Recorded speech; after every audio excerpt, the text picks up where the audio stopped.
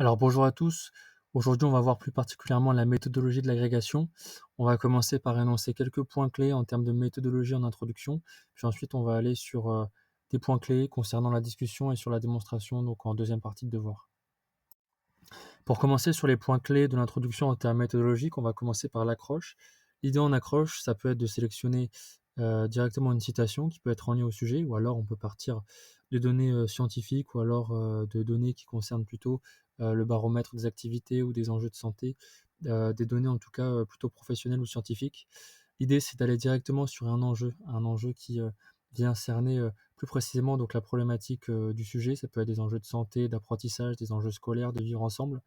Et ensuite, plus fondamentalement, l'idée, c'est d'aller sur une tension. Donc une tension, c'est quand on va jouer avec les termes du sujet, les remettre en question le sens que le sujet fait prendre un petit peu au terme du sujet, jouer un petit peu entre la relation entre les blocs du sujet, voire même dans leurs acceptions. Donc c'est ce qu'on va retrouver dans la mise en tension ensuite. Alors la mise en tension, ça concerne plutôt trois blocs de rédaction qui renvoient à trois tensions majeures qui vont être posées au travers des trois blocs de rédaction. Et au sein de ces tensions majeures, au sein de ces trois blocs, on va retrouver aussi des tensions mineures qui seront disséminées tout au long de la rédaction. Alors l'idée pour créer une tension, c'est de partir d'une définition, d'interroger les termes entre eux également à partir de sa définition.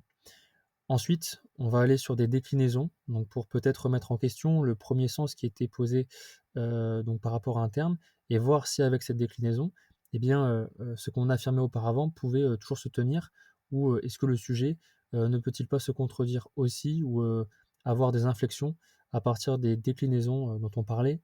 On peut aussi enrichir l'un des termes du sujet par rapport à une autre définition. En fait, on n'est pas là pour définir terme à terme, mais pour apporter des tensions, on est dans cette logique-là en agrégation. Et donc là, l'idée, c'est peut-être de retourner un terme avec une nouvelle définition, une nouvelle acception des termes, que ce soit les termes centraux ou pas, pour essayer de questionner le sujet, de soulever des tensions, de l'interroger. Ça doit rester cohérent et compréhensible. L'un des problèmes, ça peut être de se perdre et de ne pas forcément rendre très lisible dans la rédaction de copie là où le candidat veut aller. Donc ça, c'est un conseil après avoir repéré des tensions et les avoir posées. Il faut donc en ce sens choisir les tensions qu'on va poser, proposer au jury et organiser la rédaction par rapport aux tensions qu'on souhaite réinvestir en discussion et qui sont le plus opportunes par rapport au sujet. Attention également aux introductions fleuves.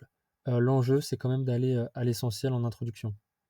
Pour terminer sur les points clés en introduction, on va aller sur la problématique. Vous pouvez voir un exemple sur ce diaporama de problématique agrégation, voilà, qui concerne l'un des sujets de l'agrégation il y a quelques années. Donc la problématique, elle doit être riche en tensions. Chaque temps de la problématique, souvent qui est composé en trois temps, doit être riche en tensions. Il s'agit d'affirmer des idées, mais toujours de les considérer par rapport à ce qu'elles représentent dans toute leur complexité, donc par rapport à des conditions, par rapport à la mesure qui est à instaurer dans chacune des propositions. L'idée par cette problématique, c'est de donner un cap au devoir, c'est-à-dire que dans chacun des temps de la problématique, on va devoir retrouver dans chacune des parties les blocs, avec un bloc A qui correspond le plus souvent à la première partie de la problématique, le bloc B, donc souvent de nuances, qui correspond plutôt à la deuxième partie de la problématique. En tout cas, à partir de l'exemple qui vous est proposé, vous pouvez vous en inspirer méthodologiquement pour construire la problématique, mais aussi pour saisir l'ensemble en tension qui doit exister donc, lors de la rédaction de cette problématique. Maintenant, on va aller sur les points clés de la discussion, de la démonstration, donc qui correspond plutôt au deuxième temps de la rédaction en copie d'agrégation. Donc encore une fois, par rapport aux tensions qui ont été posées en introduction, on doit ici les retrouver. Donc il doit toujours y avoir les tensions qu'on a posées, mais cette fois-ci qui doivent s'inscrire dans une logique euh, de conciliation entre un parti pris scientifique qui va être posé et une illustration. Donc là, on doit voir apparaître concrètement comment les tensions qu'on a repérées se déclinent concrètement sur le terrain et par rapport à l'activité, aux activités qui sont demandées aux élèves.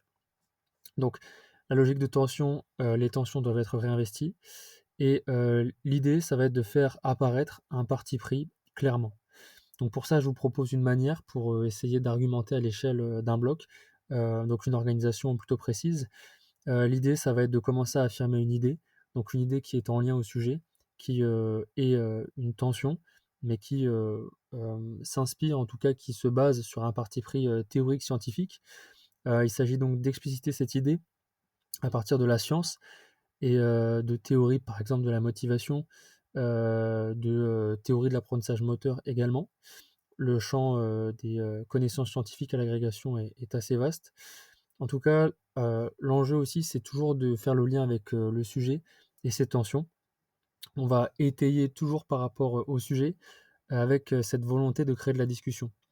Enfin, par rapport au bloc de discussion, on clarifie l'idée, c'est-à-dire qu'on introduit par un connecteur logique, l'idée qu'on veut exprimer, en ce sens, ainsi et on maintient le lien toujours au sujet par rapport à la tension et la discussion qu'on veut instaurer. Après ce temps de discussion, on va aller sur l'illustration. Donc là, on va prendre, un cadre précis d'illustration. Pour ça, on va partir d'une typologie d'élèves, c'est-à-dire que cette typologie d'élèves, elle est sélectionnée opportunément et explicitée par rapport au sujet. Ça peut être, des élèves qui présentent des troubles, de l'estime de soi, ça peut être, des élèves qui ont eu des expériences, traumatisantes ou, au contraire qui sont, très experts, ou, qui sont, plutôt réticents à l'effort.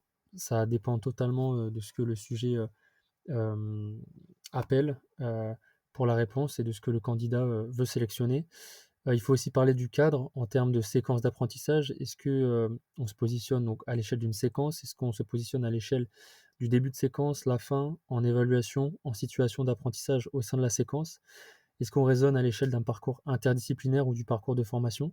Il faut aussi bien préciser l'APSA et en quoi, la spécificité de l'APSA va influer sur, le sujet, la tension, qui est à démontrer. On n'oublie pas de faire le lien au texte officiel et aux apprentissages visés, en insistant, et ça c'est le point le plus important de l'illustration, d'insister sur les conditions qui sont installées pour favoriser l'apprentissage. Donc là, il faut toujours faire le lien au sujet et faire un aller-retour avec le parti pris, théorique scientifique qui a été énoncé, juste avant. La discussion, elle doit toujours être présente en illustration et on termine par clarifier l'idée, par retourner au sujet, donc de la même manière qu'en discussion. Pour terminer, par rapport, au premier bloc, donc qui pourrait être construit sur cette base, de méthodologie, ensuite il faut continuer à instaurer de la discussion et ça marche par un système de rebond, entre idées entre chaque bloc. Il faut qu'il y ait toujours cette idée de nuance, entre les blocs qui se répondent les uns aux autres, avec un dépassement possiblement en bloc C, donc pour rester sur une note, positive et pour aller sur l'illustration, l'enjeu là aussi, ça va être de reprendre les mêmes élèves, de créer des histoires d'apprentissage à l'échelle d'une partie et ce toujours, en lien au sujet.